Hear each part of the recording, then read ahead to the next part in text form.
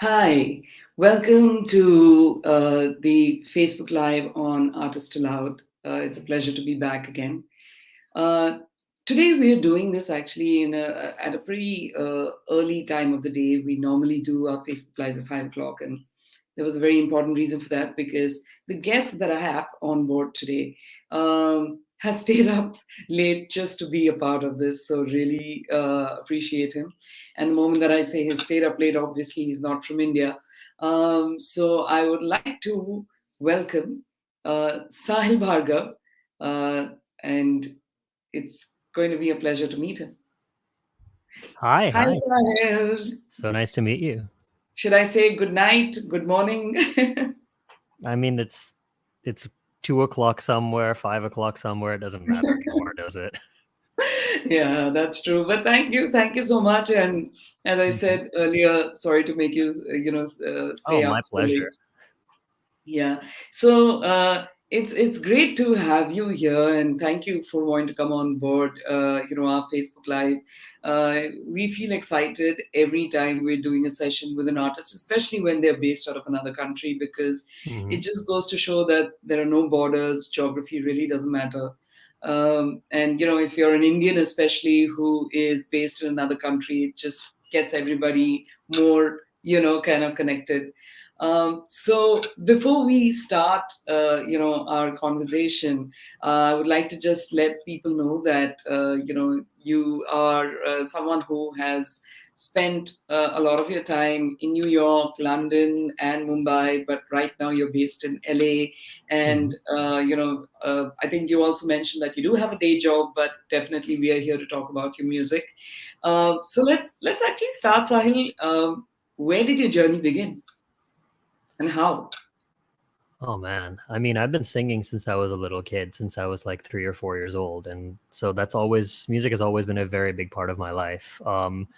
But I started playing piano at the age of I think 6. I started playing guitar at the age of I think 11, and bass guitar at 13, and so on, and then get alto sax, and I just kept learning more and more instruments, singing more and more, and working more on writing and composing music. So it's been, as far as the origin story, it's been since I was a little kid, since I started listening to music from my mom and dad's CDs and stuff like that, and it just kept going from there. I studied all sorts of styles of music, from classical piano, classical vocals, musical theater, jazz, rock, metal, pop, everything. And my goal was to learn as much as I could about as many different styles as I could, because I always kind of thought that the way I write was going to be something that's very big in terms of scale, and I figured the best way to do that would be to learn as much as I could. Yeah, no, that's amazing. I think what is extremely exciting today is, and we hear so many artists who have started their journey at a very, very young age and, in a way, have figured out their calling, much early in their life. Um, do your parents sing? I mean, or do they play any instrument? My dad is actually a very good singer, but he obviously doesn't have time to sing like too often these days with his work and everything.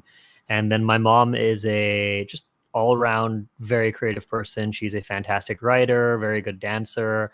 And both my parents were very artistically inclined, even though they didn't choose to make that something as a profession for them. It's always been a big part of their lives, and subsequently has been a big part of my life as well. Yeah, no, I can imagine. I think that the seed has to be kind of planted somewhere, and of course, when it's with your parents, it's just so obvious. But were you born in the U.S. or were you born Yeah. in India and then moved there? Okay, so I you was born in New York, and then after a brief stint, I mean, I lived there in New York for a little while, then a brief stint in London, and then I did all my schooling in Bombay, actually, oh wow, until okay, college. College, I came back here. But okay, yeah, I did all of and my, like, which yeah, go school ahead. was it in Mumbai? I was in BIS for like first through fifth, and then I Okay. think middle school onwards, I was in American school, the one in BKC. Right, right. Wow, that's lovely. So you had the mad life of New York and the mad life of Mumbai, and now you've gone and settled in LA, which is definitely much calmer, and it's not as maddening. Yeah, Uh, it's much slower. it's much slower. Yeah, I mean, I've heard that LA is kind of compared to the Chandigarh of India. It's like it's got that kind of yeah. That It's is got accurate. Yeah. Look, I'm a big city guy. Like I lived in okay, Midtown Manhattan, I lived in South Bombay and so right. on. Coming to LA, I'm in, I'm in the most city part of LA over here too. I'm in downtown LA. I I Okay. I don't think, I miss New York and I miss Bombay all the time while I'm here because like LA's got a lot of good things going for it, but it is not a big city. It's much more of like a suburban sprawl. And Yes. so it's a very different mentality, I think, if you want to live here. And it's one that requires, I think, a much more patient, slower style of life. Although the one thing people in LA complain about is the traffic, and believe me, like if you've been on Powai Road for any amount of time, it'll make traffic in LA look like a joke. Like it does not compare to Bombay at all. Oh, not at all. I think no place can complain once they come to India and see the kind of traffic and how we manage. But tell me Mhm. this, Sahil, your music and your influence has been largely, I was going through your profile and it mentioned names like Freddie Mercury and, Mhm. quite a few of these international artists. What about any Indian artists? I mean, have you been in? Is Bollywood anywhere in your radar, or you've kind of stayed away from that? Well, yeah, it's not that I've stayed away from it. I used to watch lots of Bollywood. I mean, as far as Indian singers go, KK and Arijit were two that I remember as a kid. I used to listen to and sing their songs a lot. But ever since I moved back here, I think almost 10 years ago now for college, and then I stayed on. I haven't been able to watch as much Bollywood as I used to, and so I'm not as up to date as I used to be for sure. But I definitely had like I watched all the classics from like the 90s, 2000s from Bollywood. Like I saw all the good stuff. So it's not like I missed out on Bollywood. It's more that I'm just I'm not up to date. Right. But I mean, we've seen the way Bollywood is pretty much kind of taken up. There's a lot of interest even in that part of the world. Hmm. And we see, I mean, of course, a lot of times, even the music, we've seen in some of these serials and stuff. What has been your musical journey, based in LA? I mean, are you familiar with the way it happens in India? Is it different? Is it more professional? What's been your experience dealing with the music space there? Well, to be honest, it's been during the pandemic. I moved here like a few months before the pandemic, so it's all been remote. Like I never met, with the exception of one session, I never met any of the producers I worked with in person. I never met any of the directors and co-directors on my animation videos in person. Like it's been all remote, so it's hard to really comment too much on LA's music scene, beyond just like the last month of me going to concerts and like meeting people there. But it certainly has been, it's been very exciting. I say to people that the last 18 months I've been more productive than I've been, in like the 3 years prior to that. I think the fact that so much, I guess the silver lining to the dark cloud that's the pandemic is that with the loss of being able to socialize and all of that, lots of people got very productive and figured out what their priorities are. And for me, I always planned to release music, and it finally clicked for me, I think a few years ago while I was doing musical theater training, that I wanted to do story driven music. And the pandemic, gave me the time to really start writing those stories and figuring out how to turn it into music. And, as far as LA goes, like one thing that is very cool about LA is that there are a lot of creative people here. It's a lot like Bombay in that regard. It's the entertainment capital of the US as far as film goes, but a lot of other, music and animation and stuff like that. A lot of those people are here too. And so it's been very cool being able to like meet up with a lot of people and figure out how they do things and learn from them and hopefully, and, be able to teach them something too. Yeah, it's very interesting that you said that, the last 18 months has been more productive, and you've been Hmm. able to actually interact and do more, even remotely, which is very Hmm. surprising or very interesting, actually, because in India, you generally hear that, you've got to go and meet people, you've got to kind of, Hmm. get familiar with them. There's a lot of personal relationship that you need to build. Uh, how challenging was that, remotely for you to do? Was it easier, or uh, I'm just trying to see or kind of get our people who are watching this Hmm. interview, Hmm. maybe get some tips, Sure.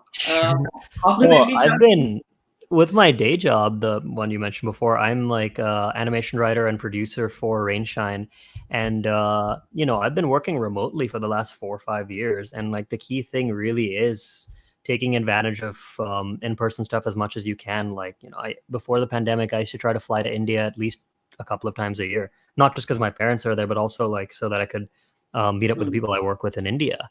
And the pandemic has really made it hard to do that element. And so for me, the key thing has always been, making sure I communicate as much as I can, whether it's through Zoom or something like that, and keep keep the energy flowing between everyone I'm working with. And certainly for the music as well, it's been the same thing. Anyone who's aspiring to work in music will probably have some kind of remote experience at some point, working with a producer in Brazil, working with a singer in Korea or something like that. That's the nature of, like, that's the beauty of this industry now in many ways. You can work Yeah. with anyone anywhere. And Yes. for me, what very much does help is I think I'm very suited to this kind of working, remote working, even though I definitely do prefer in person because I've had the experience of doing it. And I've gotten pretty accustomed to being able to function normally. I mean, like we are right now on this call, you know. Yes, of course. So that definitely helps a lot.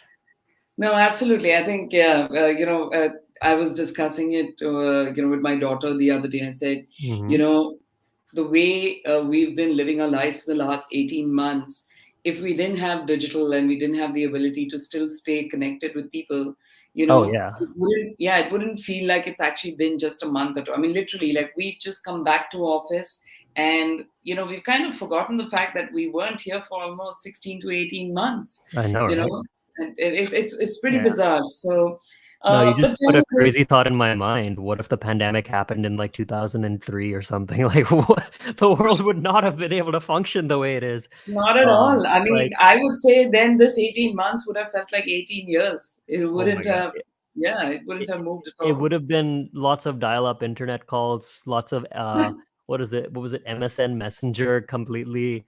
Yeah, that wouldn't have been good. So I guess, that's another silver lining to look at. At least we had technology to bail us out on this one. Yeah, yeah, no, seriously, I think it's just made everybody realize that, and everyone's, kind of pulled up their socks and gotten ready to learn because, and we've Mhm. seen a lot of musicians, you know, we possibly never heard them use terms like OBS and Zoom and Mhm, mhm. but they've become so familiar with technology. They've learned how to perform virtually, and these are things that has made a lot of artists become entrepreneurial in that sense, right? They've realized that if they want to stay alive, stay active, and stay relevant, they've got to learn and apply. Uh, Mhm, so, of course, Sahil, we're here to talk also about the new EP that you've launched called Ronin. mhm, And I was, again, going through some of the elements of the EP, and it's a 5-song EP, and each one seems to have a very interesting storyline. So, mm. it'll be great if you can talk a little about it and also sing a little of each song. We'd love to hear that. Sure. Well, I mean, like you mentioned, each song in Ronin Overture is the first track. It's like an intro track that has the melodic and harmonic elements of all four of the songs kind of woven into it as a way to kind of give people a tease for what's coming. But each song in the Ronin EP, Ronin, Mama, Wind, and Kohima, all are short stories about a specific character going through an emotional experience. And the entire thing was basically done during the pandemic, and it really is, the culmination of a lot of songs that I wrote in the pandemic, the ones that I ended up, thinking suited the theme of Ronan, the EP, the most. And the theme of Ronan, the EP, really is about losing an integral part of yourself, whether it's identity, whether it's your life in the case of Kohima, the war song, whether it's, the fabric of reality as you know it. There's so many different things that when we lose, it can affect us in very different ways. And Ronan was really about exploring that concept. So, yeah, I guess that kind of summarizes the entire EP. Um, Yes, so we'd love to hear a little of each song. sure, I can play. Let me see if I can do this with a little bit of the piano. I'm gonna Okay, try playing Ronin on here, the original, the title track. yeah, go ahead. Under the blossoms, I see the white sunshine and darkness, only pain on my mind. Coat off the shogun, I served with pride, but in the moment I won't take her life. Cleaning up, reaching down to be bleeding out. Gleaming friend, my smiling end. I'm frowning. So that was That the was first bit of that was Ronin. sweet. Yeah, that was Mhm. sweet. Mm-hmm. All right. So let's hear the other four. Ooh, you want to hear another one? Okay, I'll Yes, play a yes, yes. little We'd bit. like to hear a little of each of the songs. Each song. Okay, wow, no Yeah. pressure. Um, let's see.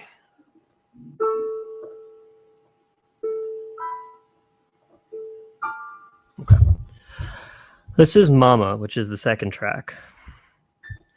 A faint shimmering light, the ray renders me blind, confined all through my life. The truth I can't unsee.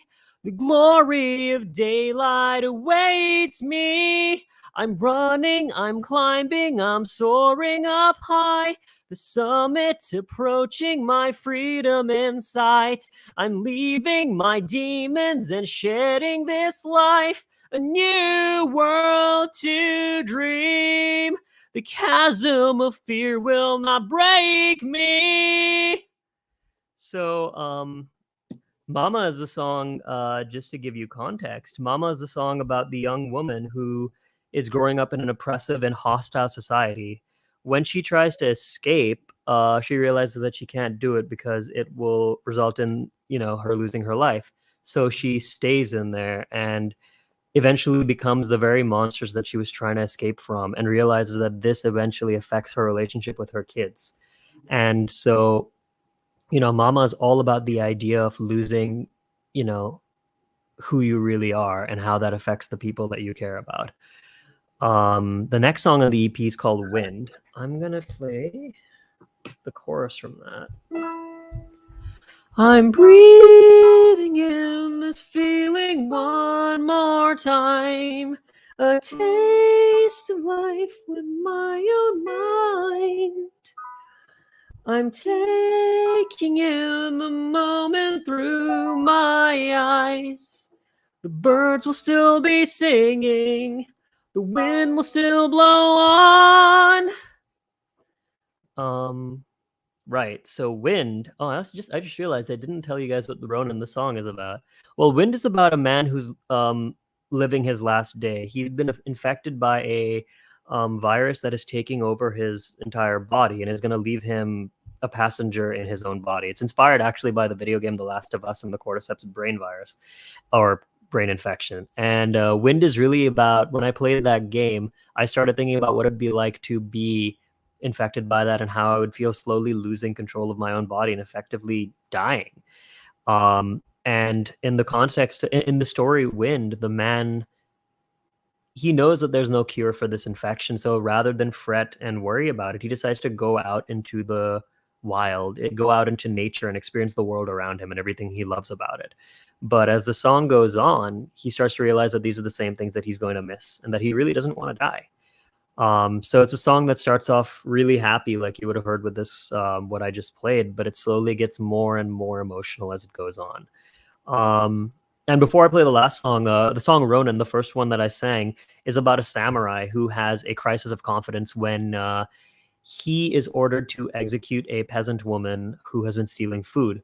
And when he goes to do the job, like many executions he's done before in his life as a samurai. He realizes that she's been stealing food for her young son. And this is kind of the straw that breaks the camel's back for him. He decides he doesn't want to do this anymore and he refuses the order. And he defends the woman and eventually is told that, he's defied the order of his daimyo, his feudal lord, and that he must commit seppuku, or, the thing that samurai do to end their lives.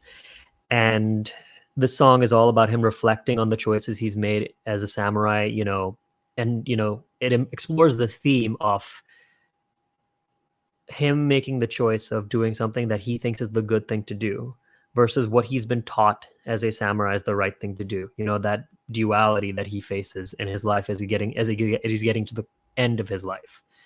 And so the next song, Kohima, is a song that's inspired by the Battle of Kohima from World War II. And it's, rather than focusing on the actual battle and the overall scale of it, it focuses on one individual soldier's experience, the emotions that he, just a normal soldier, not a big general or someone deciding the strategy of the war, just a normal soldier, what is going through his head in the midst of this nightmarish, hellish battle. The panic, the despair, the sheer desire to just survive and go back home to his loved ones. So this is Kohima. Grasping for one more second, comrades fall like leaves in the wind, losing my sense of purpose, unleash my primal cry.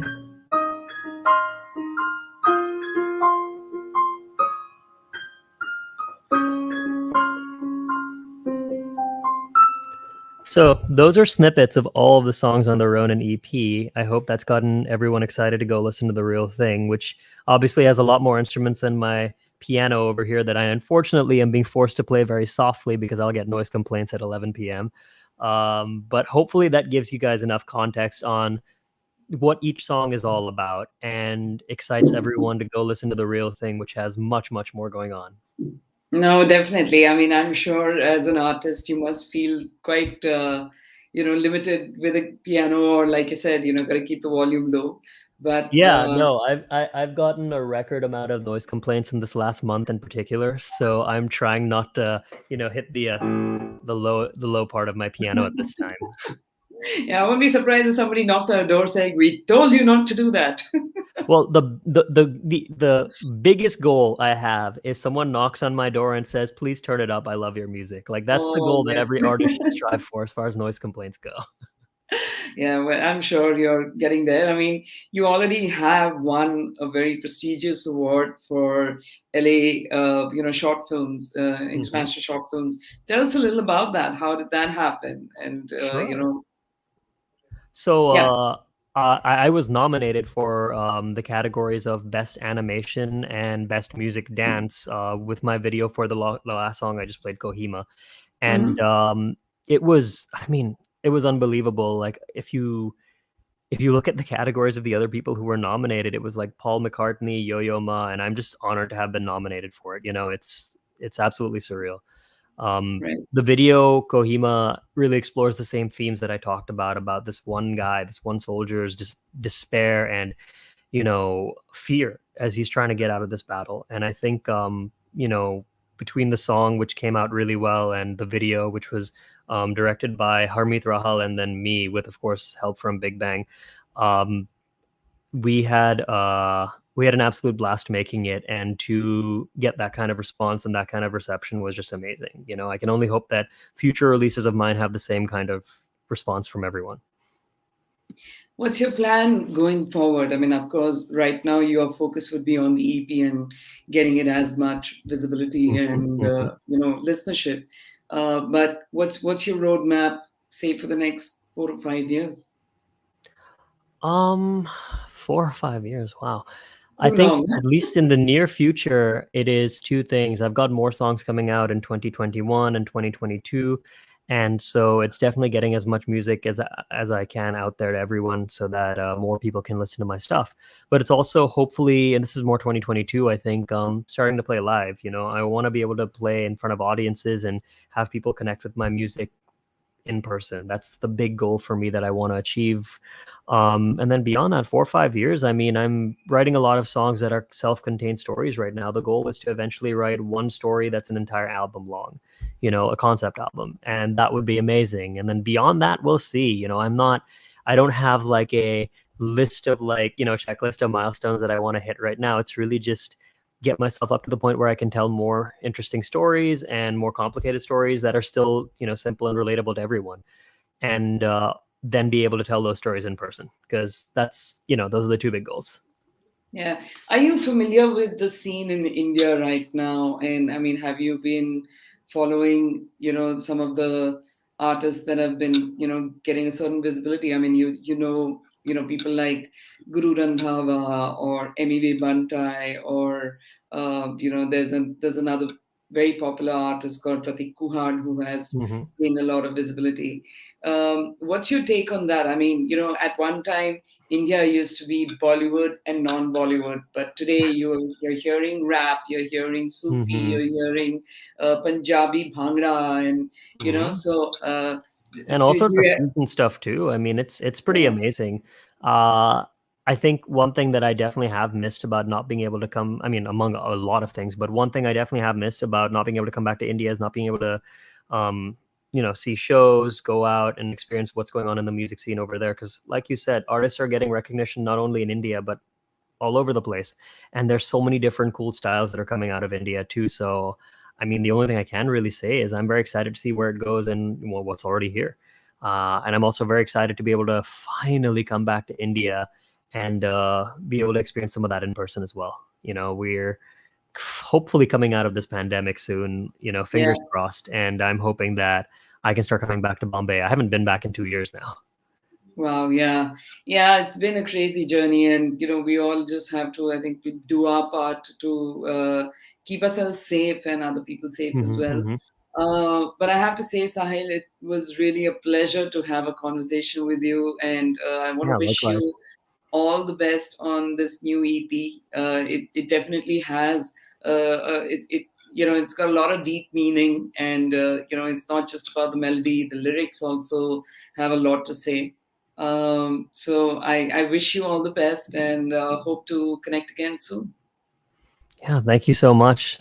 Likewise, it's been a pleasure. All right, thank you. Bye.